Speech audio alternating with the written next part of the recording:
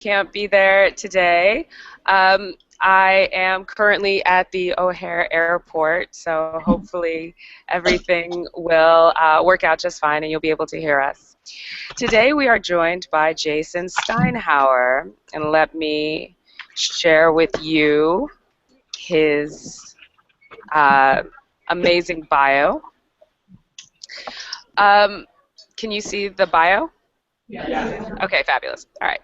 So Jason Steinhauer and I actually graduated both from White Plains High School. He is currently a public historian at the Library of Congress with the John W. Klug Center. He is also an advocate of history communication, and I'm very excited for him to talk about what he thinks is the need of how we communicate history. He has a bachelor's in American Studies from George Washington University. Amazing bio. Okay, and a master's in history and archival management at NYU. Okay, fabulous. All right. So Jason Steinhauer and I actually graduated both from White Plains High School. He is currently a public historian at the Library of Congress. Okay, so that was weird. He's also an advocate of history. I can hear myself. Very excited for him to talk about what he thinks. I think is the need of how we communicate history. He has a bachelor's in American Studies from. Hey, Dan. Yeah, You got that? And a master's in history. Okay, fabulous. I think you are broadcasting the YouTube video at the same time, so you're going to have to mute your... 1 second. Oh. Still here? Okay. There. Somehow we were also playing the YouTube live feed. And so there was like an audio lag. So you were hearing him playing the audio feed as well. So hopefully he will come back online and we'll get started. Sorry, I'm such a techno-tard. No, you haven't done anything. You are totally fine. Hey, Dan. Okay, so we good? Yeah, I didn't have anything playing, so hopefully that worked itself out. Hopefully it did. Let me make sure I don't have something playing. Nope. Okie doke. So we're good. Okay. Jason, do you have the YouTube video playing behind you for some reason? No, this is the only window you've opened. Okay, fabulous. All right. So I would like to throw to Mr. Steinhauer, and thank you again for joining us. Can we give him a round of applause, please?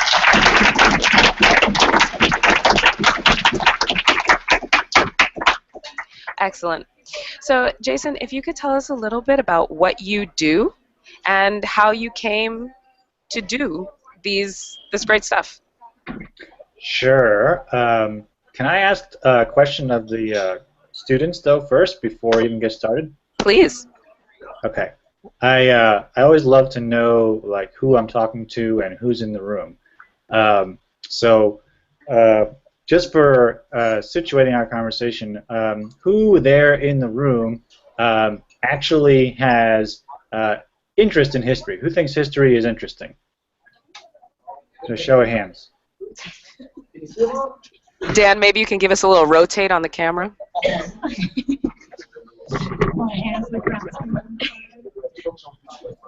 Pretty much the whole class. Thank you. Awesome. Love it. I will mention that all of these students are media majors, some media, advertising, journalism, PR, TRF. Got it. Okay, next question is, how many of folks in the room have read something that is historical in nature within the past month? Okay. Cool. Of that stuff that you've read, how many of you, the last thing you read that was historical was a monograph, a book by a single author about history?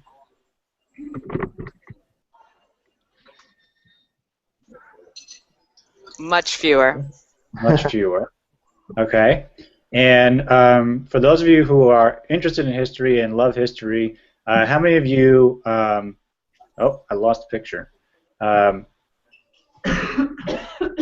still have you. Okay, I can't see you guys, but how many of you guys get most of your historical information off of the World Wide Web? So the vast majority of students are raising their hand now. Okay, interesting. Cool. So we'll come back to that little sample size experiment in a bit. So yeah, thanks for having me, everybody. I appreciate it. I am coming to you live from my cousin's house in California. So that's where I am. It's about 8:20 in the morning here. And I think the question was, how did I come to do what I do, and what do I do? So I work at the U.S. Library of Congress. Anybody here ever been to the Library of Congress? Raise your hand. Nice. Okay. Any of you use the Library of Congress for your research or for schoolwork? No one. Not yet, let's say. Okay. That's interesting. The Library of Congress is the largest library in the world. We currently have about 160 million items, and we add 10,000 new items every day to the collection. Of that 160 million items, about 37 million are books, meaning that the 120 other million items or so are maps, manuscripts, photographs, movies, even some artifacts. But we have much of U.S. history in our possessions, and we also have collections in 470 different languages. So we collect both the Americas and the globe, and we are the official research library of Congress. So when the U.S. Congress has research requests, they will actually consult the Library of Congress for information, and then of course we get researchers from all around the world. I work in something called the John W. Kluge Center at the library, which brings in scholars and researchers from around the world on fellowships and to hold chair research positions at the library. They conduct research in the library's collections, and then we do programming and other means of communications with them to share their research with policymakers and the public. And I started at the Library of Congress a few years ago working on something called the Veterans History Project, which is a project that collects the stories of America's war veterans and keeps them in the Library of Congress for future generations. Prior to working at the library, I worked in the museum field. I was a museum curator and an archivist. And I started all of that back when I was in college, your age, interning at museums. When I graduated college, I was a curator of exhibitions. So I put exhibitions together for several different museums in New York. And I also worked as an archivist, preserving archival papers and records, and then found my way to the Library of Congress in 2009. Excellent. Thank you. Oh, and just so you know, I'm controlling one visual feed from here, but if you want, you can just click on the window for the students, and then you will be able to see them, I think, in your big screen. Oh, okay, cool. Yeah, so you are not necessarily forced to my control. Excellent. So thank you so much. That sounds incredibly interesting. Actually, can we talk a little bit about what you find most exciting about what you do? So the answer you gave was very professional, but what really brings you to work every day? So what brings me to work every day is I feel like I play a small part in contributing to a more informed and more knowledgeable democracy.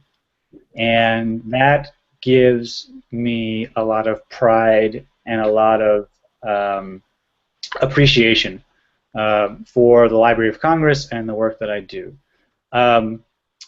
There is a tremendous amount. I mean, when I say 160 million items, it's really hard for that to kind of sink in. But there is so much history knowledge, evidence of our culture and civilizations around the world collected, stored, and preserved inside of that institution. And I play a small part in helping to unlock that for the rest of the world. And I also get to play a small part in the production of new knowledge, right? Because new scholars come in, they have different perspectives, different ideas, they make and form new connections, and by using the material in the Library of Congress, they uncover things about our past and about the past of other civilizations that we did not know before, or they give us new perspectives on the past that we haven't seen before. And I get to be a part of that process every day, and then I get to be the one that tells Congress and the American people about it. So I think that's pretty cool. That's very cool. I'll just share a quick thought with you because I have been very upset about or around the Paris attacks and the lack of conversation about the fact that 10 years ago, Parisian suburbs were well, no, let me start over. That young men in Parisian suburbs were rioting, specifically those of first-generation French of North African Muslim descent. And it's been really bothering me that I don't see that connection being made in the news. So can you talk about something, any example, current or otherwise, where you felt the public discourse was actively impeded by a lack of historical, not necessarily knowledge, but lack of historical conversation? That's a good question. I think that's a little bit hard for me to answer because a lot of the discourse that I'm privy to is so based in history and is done by historians. So I'm not always privy to larger national conversations that don't include historical context because I'm oftentimes in the midst of ones that do. But I will say that it's important to remember in any conversation that the purpose of historical inquiry is not to have a conclusion already in mind and to go back in time to find historical evidence that supports your conclusion. The purpose of historical inquiry is to go back to the evidence with a question or a hypothesis and to see if the evidence bears out that conclusion or if it points you in a different direction. So what I do see a lot in public discourse that I do follow is people having preconceived assumptions and conclusions, going back to history to validate those, and then using that as a way to push forward new policy. And we as historians like to approach it the other way around by saying we have a question, let's go back to the evidence and see what the evidence tells us about that question, and then formulate a conclusion based on the interpretation of that evidence. Absolutely. And I would also, as a researcher, you might have questions that, and we spent like 3 weeks talking about research because that's my area, but as a researcher, you might have questions, but the data might take you in a different direction, and you have to be willing to go in that direction. Just as a side note, I came across a story this morning about the the current refugee crisis and possible immigrants and or taking in refugees. And one governor cited the Japanese internment positively and basically said, oh, Roosevelt saw that this was a problem, and we restricted, was the language they used, restricted Japanese nationals. And then George Takei came out and corrected the governor and expressed the problems with that, because they went back and found that example and used it as an example as to why not to take refugees now without necessarily the whole context.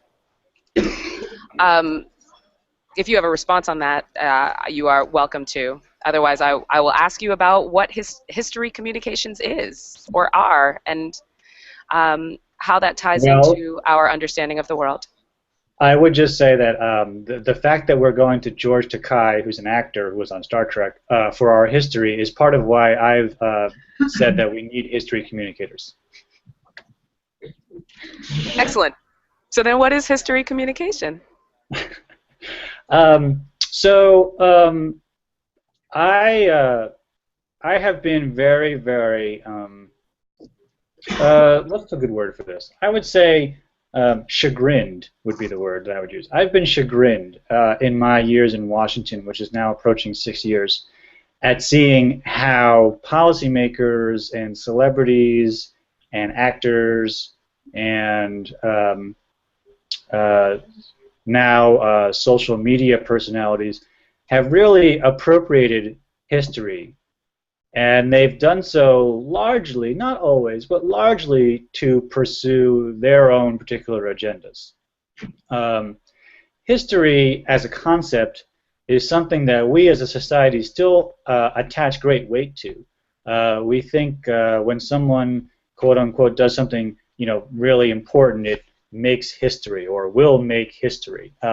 History is a sort of authoritative force in our society, and it's often the case that when policymakers or entertainment figures or other personalities within our culture try to sort of stake their claim to importance or legacy, that they will cite history and their actions as making history.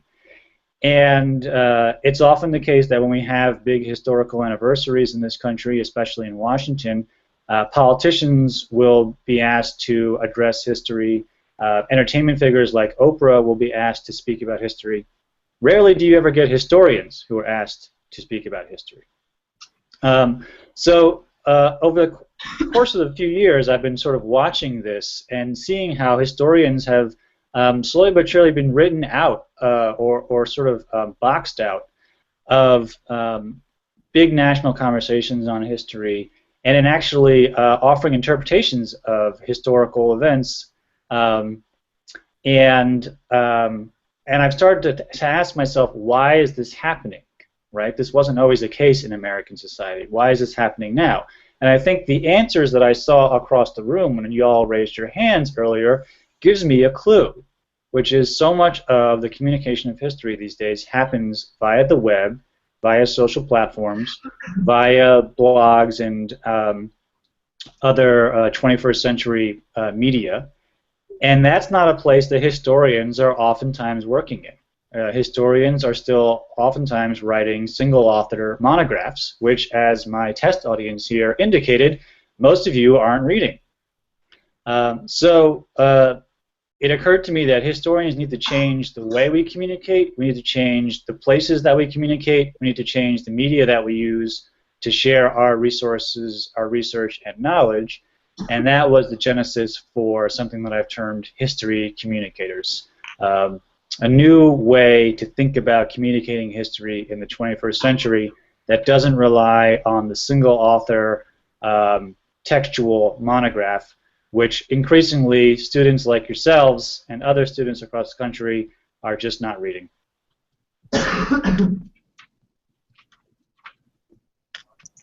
Can you either give us an example of or describe what you think good history communication is, or an example of someone who is a good history communicator?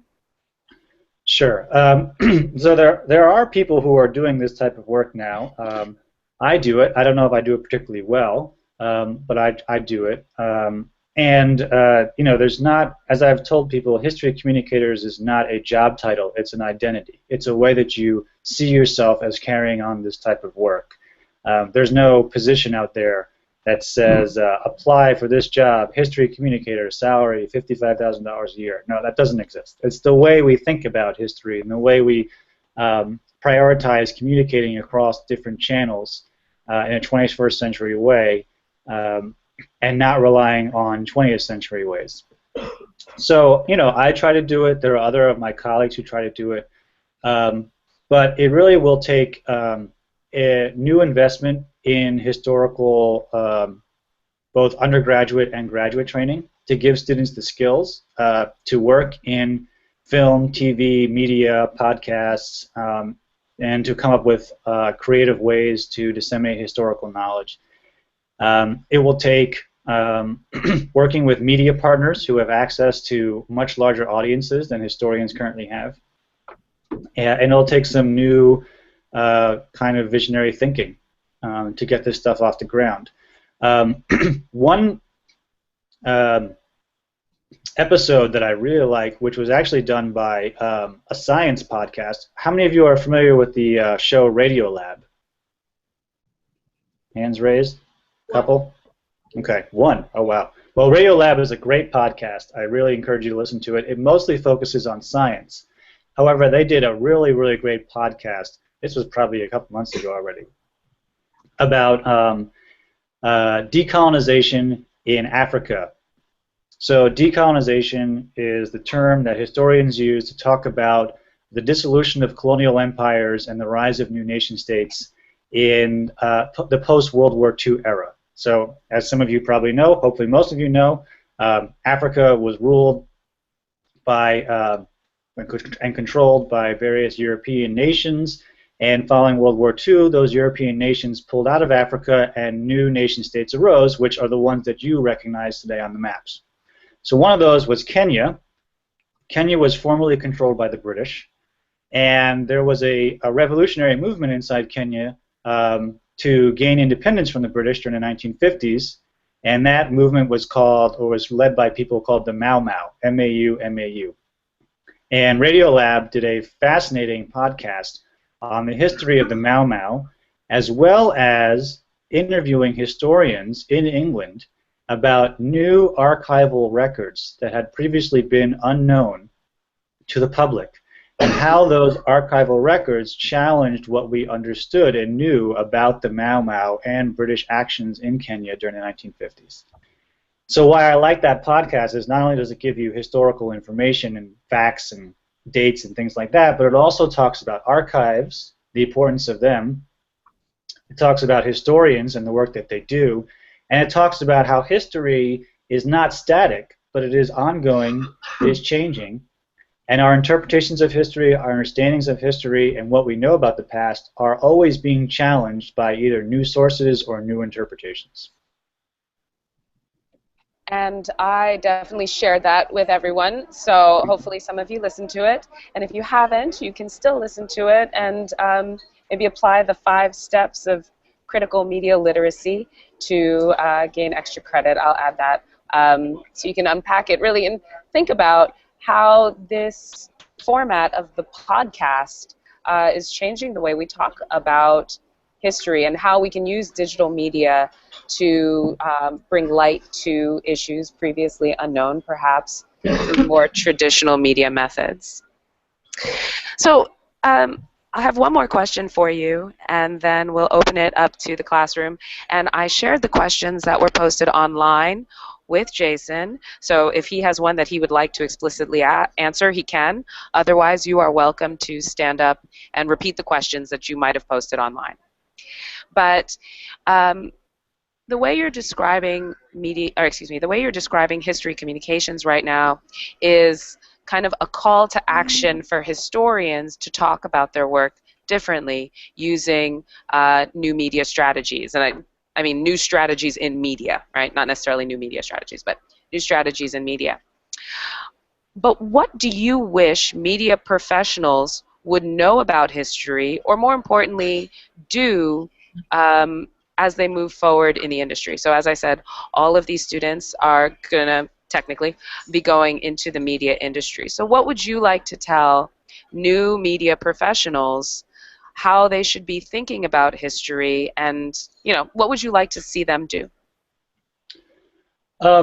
Well, for one, I think the idea of partnerships is one that is crucial. And I think partnerships are going to be a win-win and successful for everybody involved.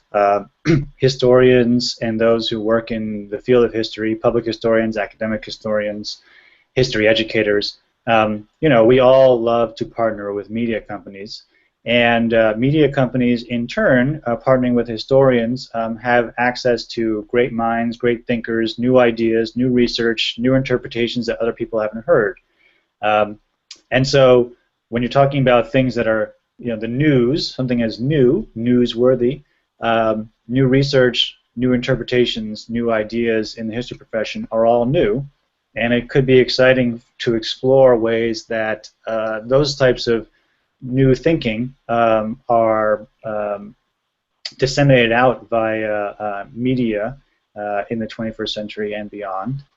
But I think also there is a fundamental tension, and I think it would be interesting to talk about this with you guys in the class, perhaps, because so much of media, at least from an outsider's perspective today, depends upon speed.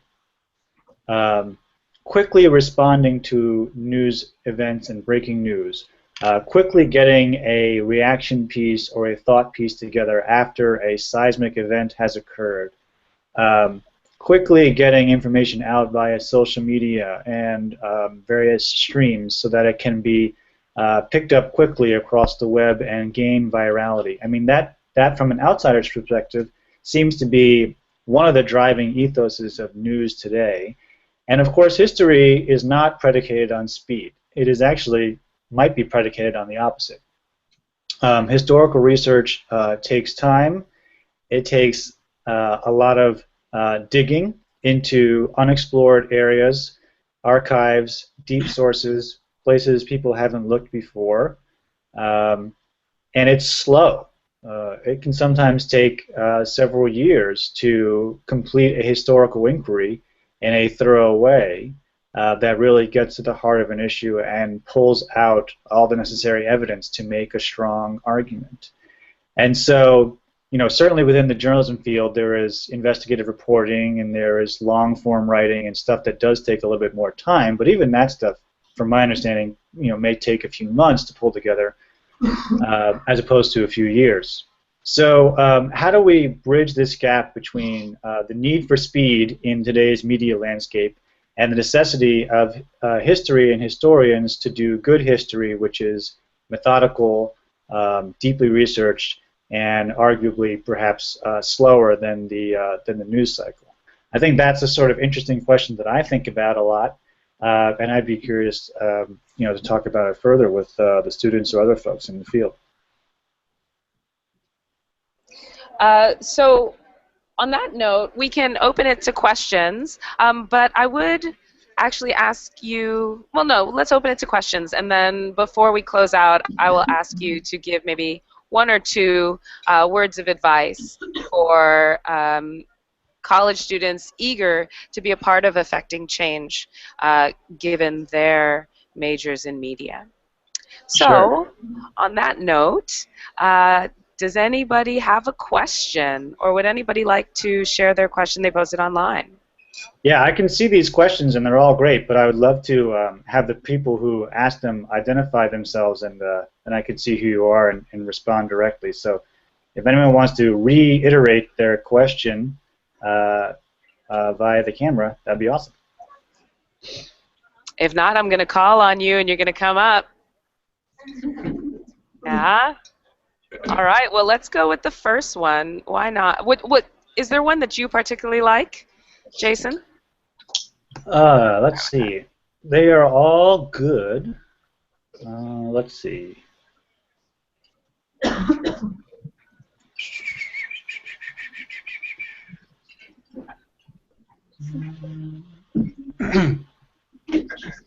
Who's I apologize. I'm not going to pronounce this right. Okay.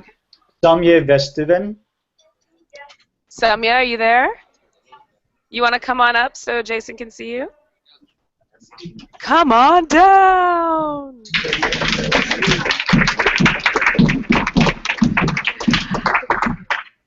Okay, so this is a very provocative question. Does everyone else have this in front of them, or can no, anyone... they won't have it in front of them. Okay, so Samya, do you want to talk about your question, and then we can talk a little bit about some answers? But I need you to come to the other side of the desk, over here, so that you're a little bit closer to the mic. Perfect. Thank you. I think I asked like the whitewashing of history textbooks. Like, what was your opinion on that? Because I think you wrote an article about like teaching history in schools, and like, what's your opinion about like why we haven't stopped whitewashing history? Like, what's the reason? What's stopping us from like actually exploring what really happened? I think the two examples I gave were like the comfort woman in Korea used by the Japanese soldiers, as well as the brutality towards Native Americans in America. Excellent. Thank you. Great. So yeah, so this is a big topic, right? And a complicated one. It spans multiple countries and multiple time periods, and involves a lot of stakeholders. So I think, for starters, I should say that I work in public history in a setting where I don't deal directly with teachers or school boards or curriculum. That is oftentimes done by professional educators. So a lot of the decisions about what go into textbooks and curriculum that is taught to students in various states in the U.S. at least is driven by people at the local levels, state education boards, local school boards. Textbooks are oftentimes put together by boards within their states, but certain states copy other states. So it's actually, there's a lot of stakeholders involved, is I guess the moral of that story, and I'm not involved at the ground level with any of that. I will say though, and I'm going to type in the name of a historian that I think you guys should all, if you're interested in this topic. And that is a historian from India, and her name is Ramala Thapar. Now, Ramala Thapar is a historian who has written about the link between history and nationalism. And there is, in her writings and others, there is a great deal of literature out there that talks about how history is vitally important to the identity of the nation state. And what we mean by that is that we have drawn boundaries and borders around various geographies around the world, right? But these are largely artificial creations. We have determined that everybody within this certain set of boundaries lives in something called the United States, or that everybody within these certain sets of boundaries lives in something called Italy or France or Switzerland or et cetera, et cetera, et cetera. And so what holds all of those people together? What is going to keep those people feeling like they have a commonality among them, that there is something that unites them and binds them? And there's a lot of writing out there that says that history is one of those things. History is a unifying nationalist force. If everybody has the same basic foundational understanding of how a particular state or nation came to be, or what the particular characteristics of people who live within that state are, then that gives us a way of forming a unified identity and maintaining some sort of unity. And so that is how history can be understood to be helping to form the identities of various nations and around the world.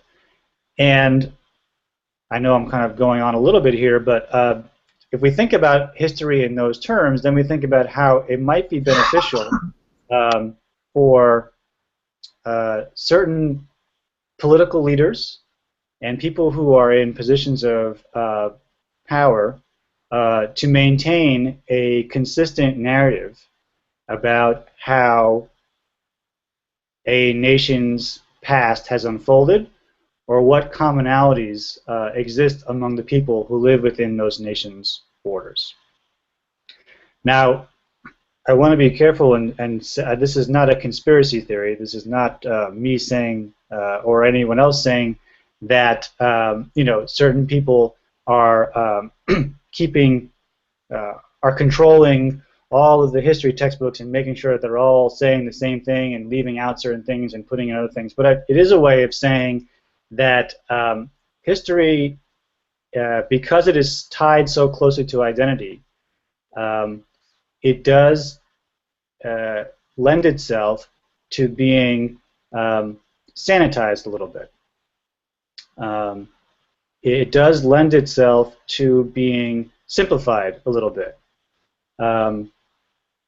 And it is oftentimes the role of the historian to come in and to complicate that simplicity and that narrative and say, actually, the evidence suggests that it didn't really happen like that in the past. It actually, this happened. Or it wasn't, these events didn't lead to this other event. It actually led to something else. So I know that's a very vague general answer, but I think as in tackling this question, I don't want to get into specifics about, well, it's obvious that the Japanese don't want the Koreans to know X, Y, Z, or it's obvious that U.S. policymakers don't want the American people to know X, Y, Z. As I don't think that's the case. I think it's that history is oftentimes tied up so closely with identity that it becomes very difficult to then challenge those identities and challenge those narratives with stories that may complicate or paint a less rosy picture of the past than we may like. Thank you. Okay.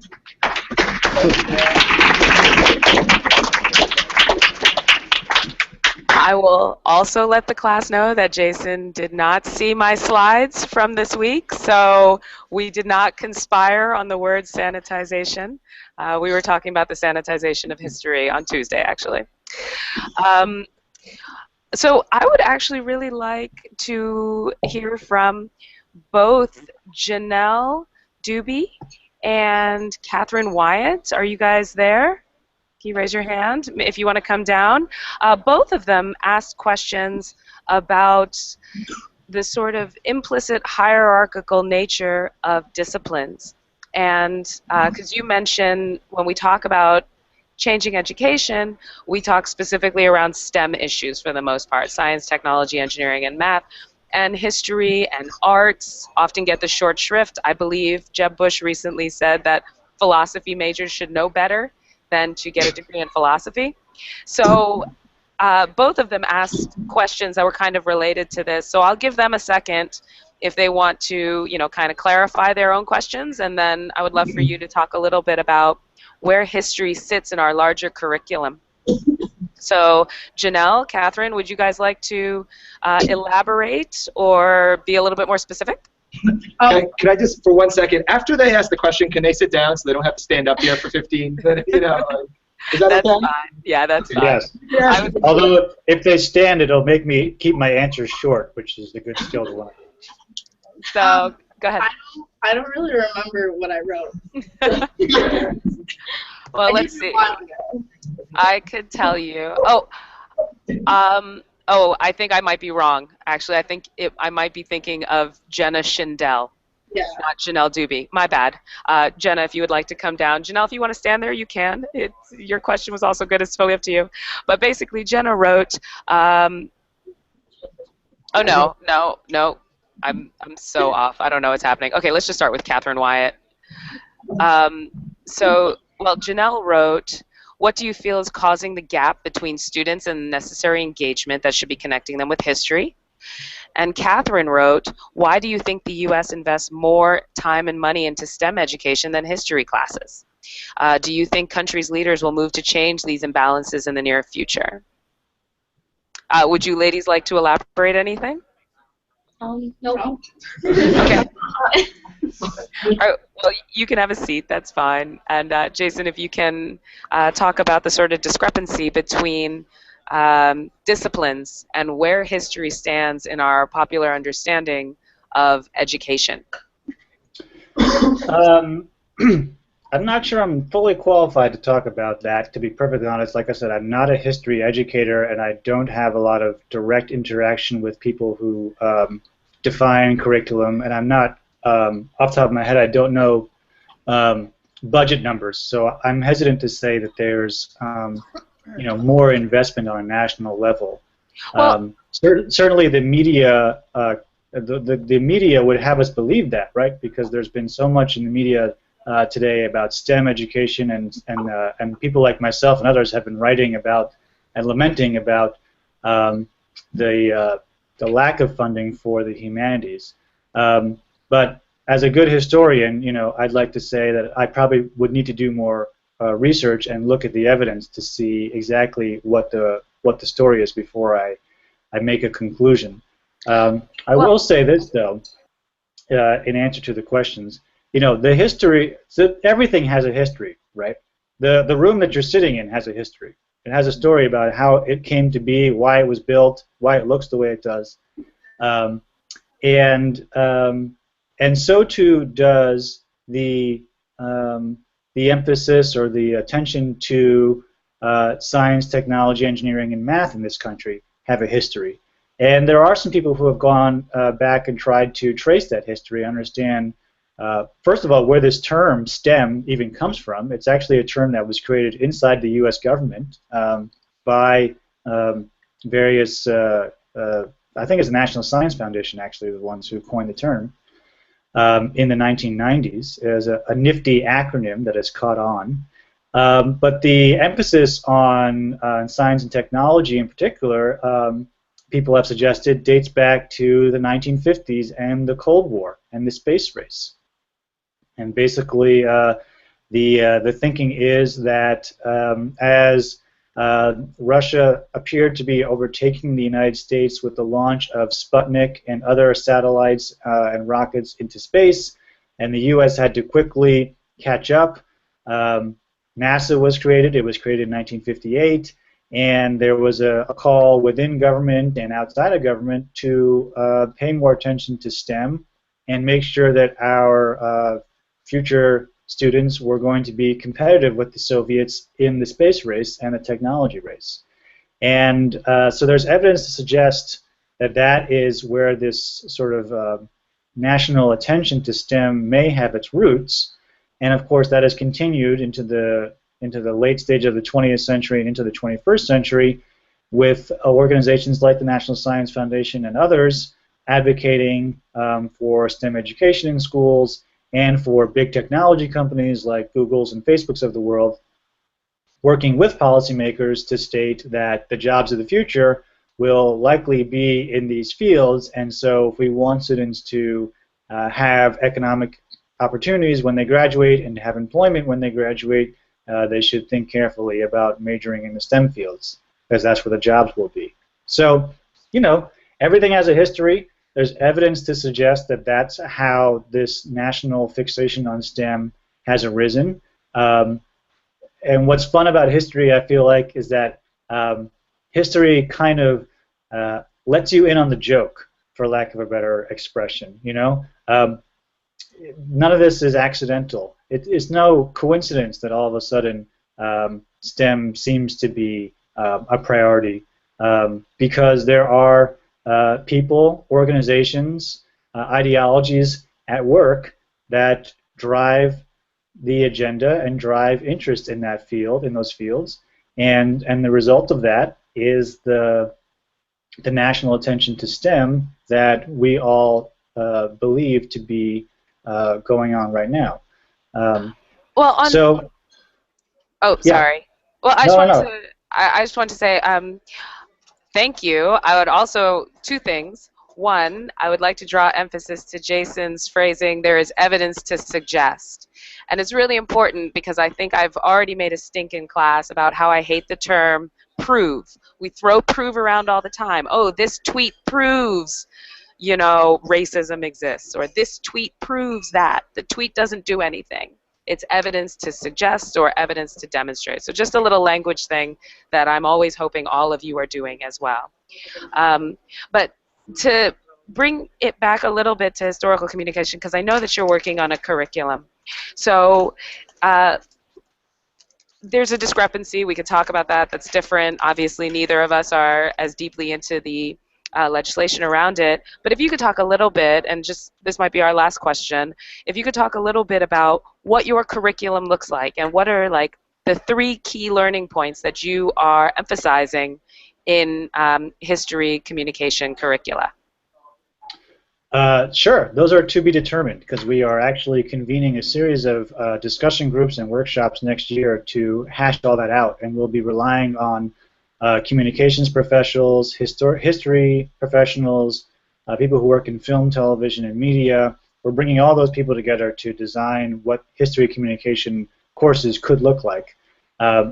If you guys in the classroom, if you go and Google science communication, you will find that there are science communication programs, science communication courses around the world that you can take that talk about communicating science to non-experts. And so our plan is to create history communication courses and history communication programs so that in future years you will also be able to study how to communicate history to non-experts.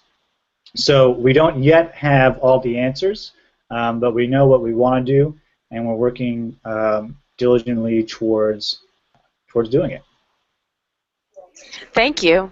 So then, in closing, last comments, what would you like emerging media professionals to be thinking about as they move into advertising, entertainment, journalism, PR, etc.? Well, I would say you all in the room are entering into positions of great power and great importance in American society. As I think is evident by the show of hands earlier, more and more these days where people are getting their information, where they're seeking out both historical and current information on topics that matter to them is via the World Wide Web and via media and new media. So you all in the room will be gatekeepers to information for millions of Americans and millions of more people around the world. And so, to quote Spider-Man, which is my favorite movie and favorite comic book character, with great power comes great responsibility. And so, what will you do with that power and that responsibility?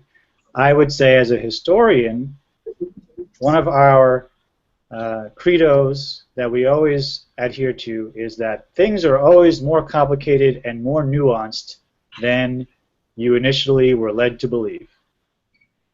And in a media environment that privileges 140-character tweets and that privileges short, digestible YouTube clips or Snapchats, nuance, complexity, are sometimes hard to communicate and hard to convey. So I think the challenge that would lay before all of us who work in this environment is to think about when we are confronted by information to ask, is this the whole story? Is this too simplified to possibly be true or accurate? Where is the complexity? Where is the nuance? And is that something that I myself can go search out, or can I reach out to a historian or a sociologist or any other expert who has done deep research in this area and get a more nuanced, deeply researched, evidence-based response that I could then incorporate into my work, into my writing, my video, whatever, and share with the American people in the world to help them gain a deeper and better understanding of the issues that surround them. Can I do all of that without compromising the demands of my employer, the demands of the environment in which I work, and while still building a career that I am excited about and am proud of? I think that's a question that I think about. I think it's a question that we should all think about. And as often the case with history and historians, I will leave you with more questions than hopefully with answers, because more questions stimulate us to do more research and dig for more evidence and do more thinking. And that's what historians always advocate for. Excellent.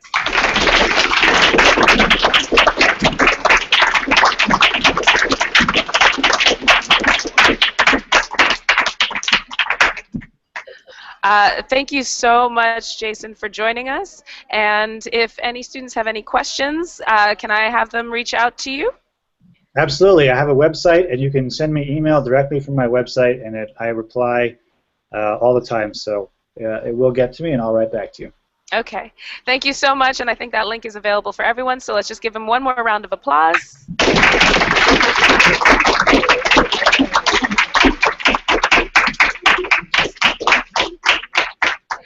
And I will be in touch very soon.